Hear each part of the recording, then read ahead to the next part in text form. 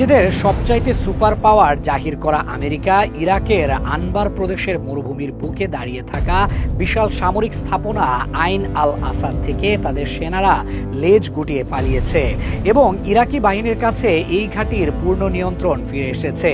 এই ঘটনা কেবল একটি সাধারণ নিউজ হেডলাইন নয়, এটি গত 2 দশকের আমেরিকান আধিপত্যের কফিনে হয়তো শেষ পেরেকটি ঠুকে দিল। পেন্টাগন যত এটিকে রিডিপ্লয়মেন্ট বা পুনর্বিন্যাস বলে চালিয়ে দেওয়ার চেষ্টা করুক না কেন, বাস্তব পরিস্থিতি বলছে ভিন্ন কথা। বাগদাদ থেকে আনবার পর্যন্ত বাতাসের গন্ধে এখন স্পষ্ট পরিবর্তনের আভাস। ইরাকি জওয়ানরা যখন ঘাঁটির প্রতিটি চেকপোস্ট, ওয়াচ টাওয়ার এবং রানওয়ের দায়িত্ব বুঝে নিচ্ছে, তখন বিশ্ব দেখছে এক নতুন ইরাকের উত্থান। আইন আল আসাদ ঘাঁটির গুরুত্ব বুঝতে হলে নজর দিতে হবে এর ভৌগোলিক অবস্থানের দিকে।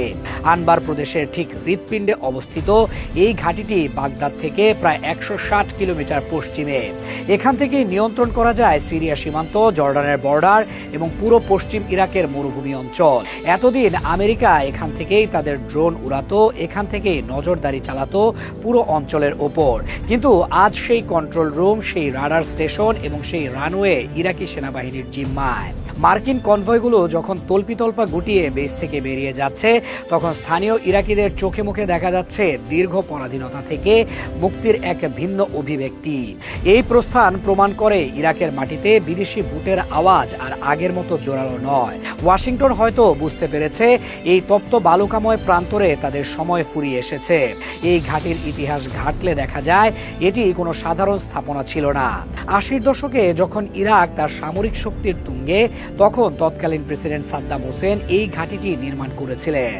তখন এর নাম ছিল কাদিসিয়া এয়ারবেস। যুগোস্লাভিয়ার বাঘা বাঘা ইঞ্জিনিয়ারদের দিয়ে তৈরি করা হয়েছিল এই ঘাঁটি, যা ছিল মধ্যপ্রাচ্যের অন্যতম আধুনিক এবং সুরক্ষিত বিমান ঘাঁটি।